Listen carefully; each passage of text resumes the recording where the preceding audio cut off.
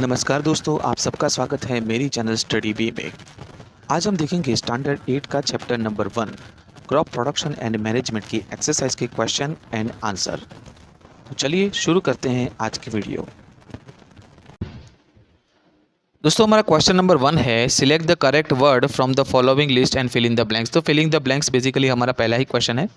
The same kind of plants grown and cultivated on a large scale at place is called dash. यहाँ पे answer आएगा crop.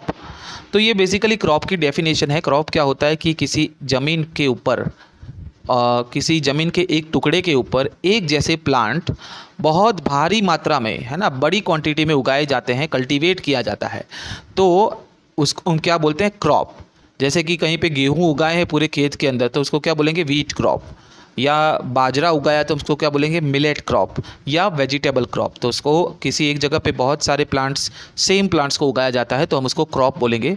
यहाँ पे समझेंगे कि जंगल के अंदर भी बहुत सारे प्लांट होते हैं लेकिन वो एक ही टाइप के नहीं होते तो हम उसको क्रॉप नहीं बोलेंगे। ठीक है, ये थोड़ा सा कंफ्यूजन आपके दिमाग में क्लियर होना चाहिए। नेक्स्ट है the first step before growing crop is dash of the soil. तो अगर आपने चैप्टर सही से पढ़ा है तो पहले ही आता है कि खेतों के अंदर कुछ भी बोने से पहले सबसे पहले खेतों को उसको तैयार करना होता है। ठीक है, उसको रेडी करना होता है। तो हमारा फर्स्ट स्टेप होता है प्रिपरेशन ऑफ द सॉइल। चलिए नेक्स्ट है damage seed would dash on the top of the water. Damage seed, जो सीड खराब होते हैं वो पानी के ऊपर तैरते हैं। अब इसका एग्जांपल है, अगर आप अपने घर में जो ग्रैम होते हैं, जिसको हम हिंदी में चना कह के बुलाते हैं, है ना, कच्चे चने जिसकी हम सब्जी बना के भी खाते हैं। तो अगर कच्चे चनों को आप लोगे, थोड़े से कच्चे चने लीजिए और पानी का एक बाउल लीजिए और उसमें ये चने डाल दीजिए, तो आप देखोगे कि कुछ चने जो वो पानी में नीचे बैठ जाएंगे और कुछ चने जो वो पानी में फ्लोट करेंगे। तो ये फ्लोट करने वाले जो चने होते हैं वो एक्चुअली में थोड़े ख़राब हो चुके सीड होते हैं, डैमेज सीड होते हैं। ठीक है, तो डैमेज सीड कोई भी हो वो आपका फ्लोट करेगा पानी के ऊपर, तो यहाँ पे आंसर आएगा फ्लोट। नेक्स्ट है for growing a crop sufficient sunlight and dash from the soil are essential. तो किसी भी क्रॉप को ग्रो करने के लिए पहले तो सनलाइट चाहिए, और यहाँ पे लिखा हुआ है एंड में क्या लिखा है? From the soil. सॉइल यानी कि ज़मीन में से क्या क्या मिलता है? तो ज़मीन में से वाटर मिलता है और न्यूट्रिएंट्स मिलते हैं। ठीक है, तो यहाँ पे हमारा आंसर हो जाएगा वाटर एंड न्यूट्रिएंट्स। चलिए बढ़ते हैं नेक्स्ट क्वेश्चन की तरफ। चलिए क्वेश्चन नंबर 2 है match item in the column A with those in column B. तो यहाँ पे मैचिंग करना है हमको कॉलम का। तो सबसे पहले है खरीफ क्रॉप। तो खरीफ क्रॉप हमारे कौन से होते हैं? तो सीधी सी बात है, पहले तो हम ये समझ लेते हैं कि खरीफ क्रॉप क्या होते हैं। दोस्तों खरीफ क्रॉप वो होते हैं जो रेनी सीज़न, यानी कि ये जो हमारी रेनी सीज़न चल रही है, ठीक है, बारिश की ऋतु, तो बारिश की ऋतु में जिन प्लांट्स को डेवलप किया जाता है उसको हम बोलेंगे खरीफ क्रॉप। तो बारिश की सीज़न में कौन से क्रॉप को डेवलप किया जाता है? तो पैडी एंड मेज़। अब ये पैडी और मेज़ जिसको नहीं पता तो मैं बता दूं, जो चावल के प्लांट होते हैं, ठीक है, चावल के प्लांट को पैडी कहा जाता है। और मेज़ का मतलब होता है मकाई, कॉर्न जो होता है उसको मेज़ बुलाया जाता है। तो चावल, अगर आपको पता है, चावल के दानों को बहुत ज़्यादा पानी चाहिए होता है, इसीलिए उसको हम बारिश में उसका ग्रो करते हैं। सेम तरीके से मेज़ यानी कि मकाई जो होती है वो भी बारिश की सीज़न में ग्रो की जाती है। तो खरीफ क्रॉप हमारे ई वाला ऑप्शन हो जाएगा। नेक्स्ट है रबी क्रॉप्स। रबी क्रॉप्स का मतलब ये होता है कि जो बारिश की सीज़न के बाद ठंडियों की सीज़न शुरू होती है, विंटर सीज़न, उसमें जो प्लांट को डेवलप किया जाता है उसको हम खरीफ क्रॉप बोलेंगे। तो वीट, ग्रैम एंड पी। ठीक है, तो वीट क्या होता है? गेहूं। ग्रैम क्या होता है? चने। और पी, आपने ग्रीन पीस खाए होंगे, है ना, जिसको हरा मटर कहते हैं। ठीक है, तो ये मटर के दाने वो भी कब ग्रो किए जाते हैं? तो हमारी विंटर सीजन में ग्रो किए जाते हैं, तो इसको हम रबी क्रॉप के नाम से जानेंगे। थर्ड ऑप्शन है केमिकल फर्टिलाइज़र। तो यहाँ पे आप जो देख रहे हैं यूरिया एंड सुपर फॉस्फेट, तो यूरिया एंड सुपर फॉस्फेट क्या है? हमारे केमिकल फर्टिलाइज़र है। ठीक है, तो ऑप्शन नंबर बी हो जाएगा। और लास्ट में ऑर्गेनिक मैन्योर। मैन्योर का मतलब क्या होता है? खाद। हिंदी में इसका मतलब होता है खाद। तो ऑर्गेनिक मैन्योर क्या होता है? तो animal excreta, cow dung, urine and plant waste. यहाँ पे देखो काउडंग समझ में आ जाएगा, यूरिन भी समझ में आ जाएगा, प्लांट वेस्ट यानी कि सड़े हुए पौधे वो भी समझ में आएगा। शायद समझ में ना आए तो वो है एनिमल एक्सक्रेटा। एनिमल एक्सक्रेटा का मतलब आपको अगर 7th स्टैंडर्ड में पढ़े हो, एक वर्ड आता है एक्सक्रीशन। एक्सक्रीशन का मतलब कि अपने शरीर में से गंदी चीज़ें बाहर निकालना। तो एनिमल की बॉडी में से निकलने वाले जो भी गंदी चीज़ें होती हैं तो वो एक्चुअली क्या होता है, काउडंग ही होता है, जो उसके पीछे लिखा हुआ होता है। तो एनिमल एक्सक्रीटा जो भी होते हैं वो भी सबसे बढ़िया ऑर्गेनिक मैन्योर होते हैं। चलो बढ़ते हैं नेक्स्ट क्वेश्चन की तरफ। चलो तो क्वेश्चन नंबर 3 है खरीफ क्रॉप और रबी क्रॉप के दो एग्जाम्पल देने हैं। तो वो हमने आगे के जब हमने मैच द फॉलोइंग किया उसी में देख लिया था। पैडी एंड मेज हमारे खरीफ क्रॉप के यानी कि बारिश में होने वाले 2 क्रॉप हैं। वीट एंड ग्रैम हमारे रबी क्रॉप यानी कि ठंडियों की सीजन में होने वाले 2 क्रॉप हैं। क्वेश्चन नंबर 4 बोल रहा है कि right a paragraph in your on words on each of the following. तो आपको क्या करना है, अलग अलग टॉपिक के ऊपर पैराग्राफ जो है वो लिखने हैं। तो सबसे पहला है प्रिपरेशन ऑफ सॉइल। ठीक है, अब हम प्रिपरेशन ऑफ सॉइल क्यों करते हैं? अब ये प्रिपरेशन ऑफ सॉइल क्या होता है कि एग्रीकल्चर की सबसे फर्स्ट स्टेप होता है कि जिसमें ज़मीन को, हमारा जो सॉइल होता है उसको सॉफ्ट बनाया जाता है, उसको लूज बनाया जाता है। ठीक है, और ये कैसे करते हैं? तो प्लोइंग, हमारे खेतों के अंदर प्लो मतलब हल, ये प्लो चला के हम अपने ज़मीन को जो है, सॉइल को जो है वो लूज़ करते हैं। अब ऐसा करने का क्या रीज़न है कि अगर हमारी ज़मीन लूज़ होगी, सॉफ्ट होगी, तो हमारे जो सीड है वो काफ़ी अंदर तक आराम से जा सकते हैं। उसके रूट भी जो है वो ज़मीन के अंदर तक पेनिट्रेट कर सकते हैं। पेनिट्रेट का मतलब कि अंदर तक उतर जाना। ठीक है, और दूसरा क्या है कि हमारे रूट जो है वो ईजिली ब्रीथ कर सकते हैं, है ना। हवा जो है वो एक सॉफ्ट ज़मीन के अंदर आराम से अंदर बाहर कर सकती है, तो वो हमारा प्लांट जो है वो बहुत बेहतरीन तरीके से ग्रो करेगा। इसीलिए प्रिपरेशन ऑफ सॉइल जो है वो काफ़ी इंपॉर्टेंट स्टेप होता है। नेक्स्ट है सोइंग। ठीक है, सोइंग क्या होता है? यानी कि बीज को बोना। ठीक है, हम जो सीड्स होते हैं उसको जो बोते हैं, ज़मीन के अंदर डालते हैं, उसको हम सोइंग बोलेंगे। अब सोइंग क्या होता है, सोइंग किससे होता है? तो सबसे पहले तो सोइंग का जो ट्रेडिशनल टूल जो होता है वो आपने अपनी बुक में देखा ही होगा। एक फनल शेप टूल होता है जिसके अंदर हम ऊपर से सीड डालते जाते हैं और नीचे जो है सीड 1 बाय 1 जो होते चले जाते हैं। ठीक है, चलो तो ये सोइंग है। अब आज के ज़माने में हम सोइंग जो है वो ट्रेडिशनल टूल से नहीं करते। आज के ज़माने में हम ट्रैक्टर का इस्तेमाल करते हैं। ट्रैक्टर के पीछे एडवांस टूल लगे होते हैं जिसका इस्तेमाल करके हम सोइंग करते हैं। ठीक है, और इससे क्या होता है, सोइंग जो है बिल्कुल प्रॉपर तरीके से होता है। सोइंग प्रॉपर करना क्यों ज़रूरी है? क्योंकि अगर दो सीड्स एक दूसरे के बहुत करीब लग गए, ठीक है, तो या तो दोनों में से कोई एक ही ग्रो होगा, एक सीड आपका वेस्ट जाएगा। तो अगर सोइंग बिल्कुल सही तरीके से हुआ है, सीड्स जो है वो इक्वल डिस्टेंस पे लगे हुए हैं, तो आपके खेतों के अंदर जो क्रॉप जब डेवलप होगा वो भी बहुत बेहतरीन तरीके से होगा। चलिए बढ़ते हैं नेक्स्ट। चलिए नेक्स्ट है वीडिंग। ठीक है, सबसे पहले तो वीड क्या होते हैं वो समझ लेते हैं। अगर आपने चैप्टर पढ़ा है तो आपने ज़रूर देखा होगा कि हमारे खेतों के अंदर जो नेसेसरी जो हमने ग्रो किया है वो प्लांट के साथ साथ कुछ अननेसेसरी प्लांट भी जो होते हैं वो ग्रो कर जाते हैं। और वो क्या करते हैं, हमारे प्लांट को जो न्यूट्रिशन चाहिए होता है उसमें हिस्सा करते हैं। ठीक है, अपना हिस्सा वो ले लेते हैं। तो इससे क्या होता है कि जो ओरिजिनल प्लांट होते हैं उसको सही से न्यूट्रिशन नहीं मिलता। तो ऐसे जो अनवांटेड प्लांट होते हैं, अनडिजायरेबल प्लांट होते हैं, उसको हम वीड बोलेंगे। अब वीडिंग क्या होता है कि ये वीड को काटने की जो प्रोसेस होती है उसको हम वीडिंग बोलेंगे। ठीक है, अब थोड़ा सा डिटेल में डिस्कस कर लेंगे तो वीडिंग होता कैसे। तो वीडिंग करने के लिए आपको 2 तरीके होते हैं। पहला तरीका, आप उसको मैन्युअली भी काट सकते हैं, ठीक है, अपने हाथों से, या वीडीसाइड्स, ठीक है, वीडीसाइड करके जो केमिकल फर्टिलाइज़र आते हैं उसका इस्तेमाल करके भी आप जो है वो वीडिंग कर सकते हैं। चलिए नेक्स्ट है थ्रेसिंग। ठीक है, अब ये थ्रेसिंग क्या होता है कि जो अनाज के दाने होते हैं, जो आपने क्रॉप ग्रो कर लिया है, तो उसका जो चाफ होता है। अब चाफ क्या होता है? चाफ मतलब कि कचरा। ठीक है, या हम ऐसा बोल सकते हैं कि अनाज के छिलके। तो इन छिलकों में से अनाज के दानों को जो फ्री किया जाता है उस प्रोसेस को हम क्या बोलेंगे? थ्रेशिंग। ठीक है, अब ये थ्रेशिंग जो है वो किस मशीन से होती है? तो आपने देखा होगा, एक सुना होगा, थ्रेशर करके मशीन आता है, उससे भी थ्रेशिंग होती है। और इसके अलावा आपकी बुक में कंबाइन करके एक मशीन दिया गया है, कंबाइन, जो दोनों काम करता है, हार्वेस्टिंग का काम भी करता है और साथ ही साथ थ्रेशिंग का काम भी करता है। एक साथ वो काम दोनों ही परफॉर्म कर सकता है। तो ऐसे एडवांस टूल का इस्तेमाल करके आज के ज़माने में हम थ्रेशिंग का काम किया करते हैं। चलिए क्वेश्चन नंबर 5 हमारा है, explain how fertiliser are different from manure. तो फर्टिलाइजर्स और मैन्योर का डिफरेंस क्या होता है वही बेसिकली हमको समझाना है।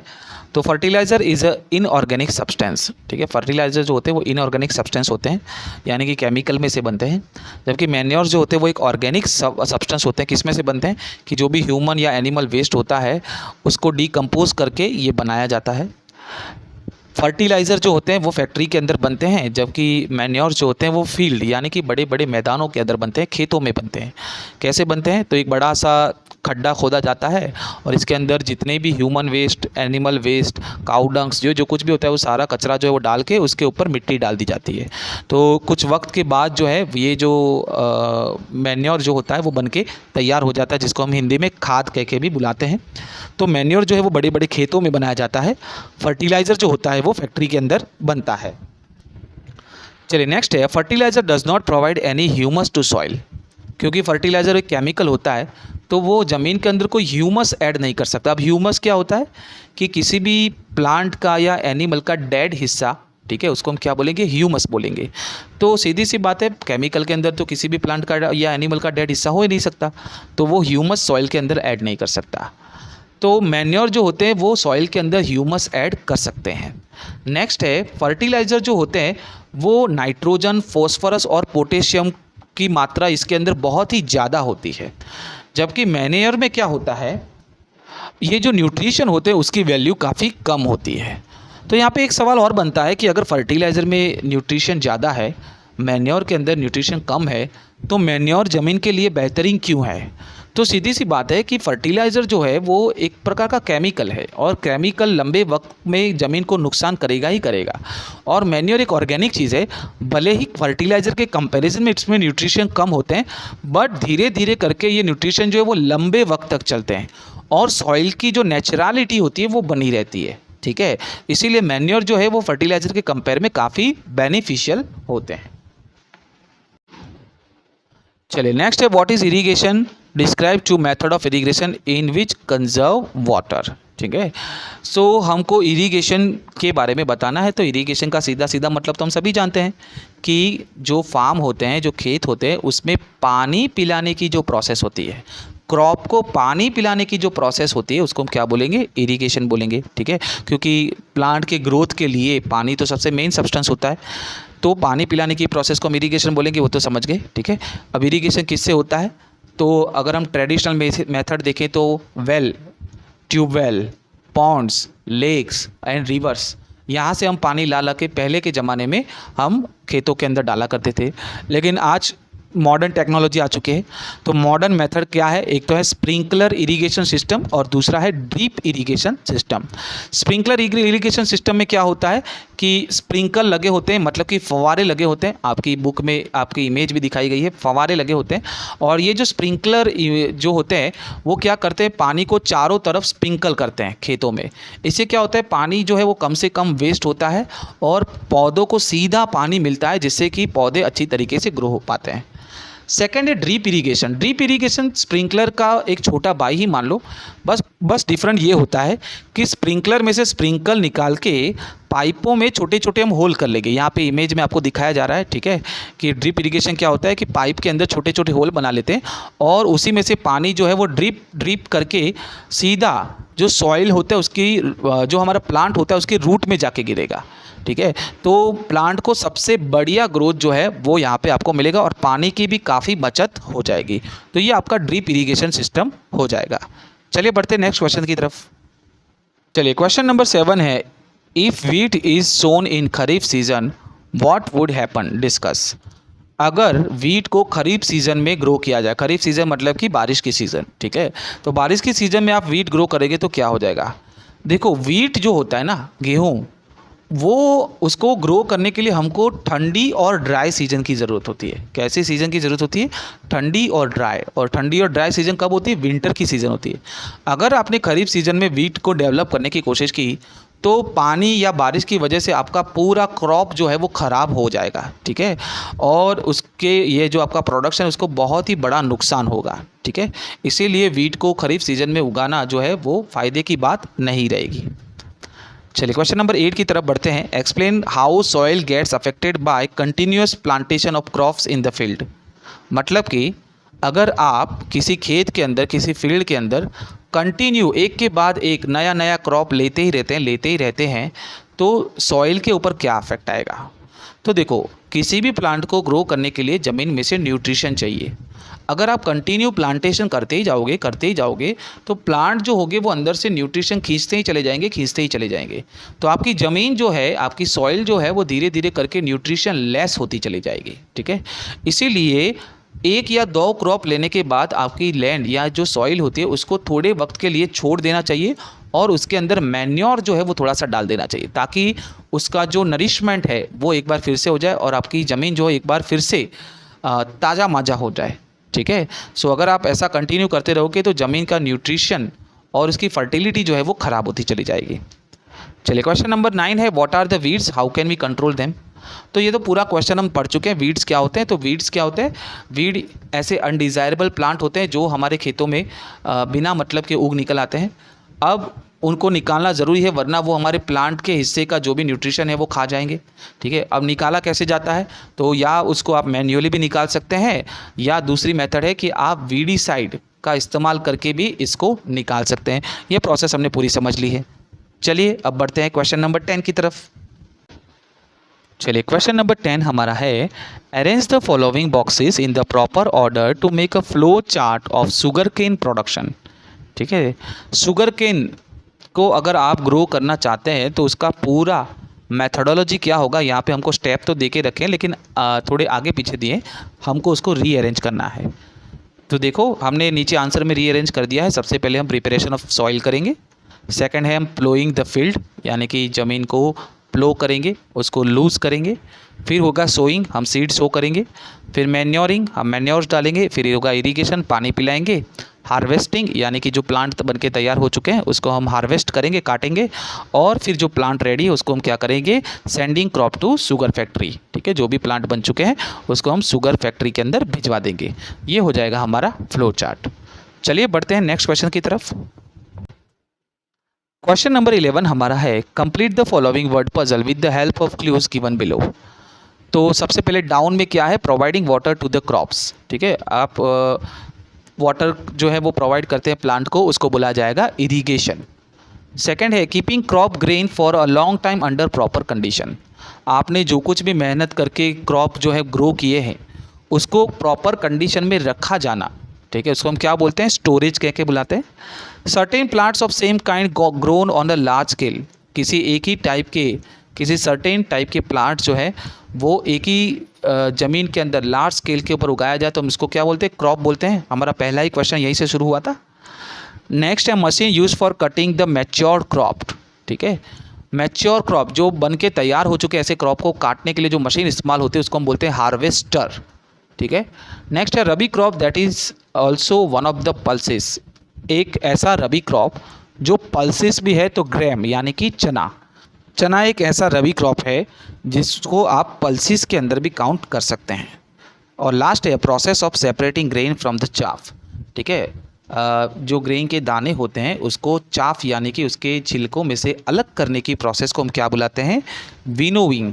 क्या कह के बुलाते हैं, विनोविंग कह के बुलाते हैं। चलिए दोस्तों, तो ये थी हमारी पूरी exercise chapter number 1 crop production और मैनेजमेंट की।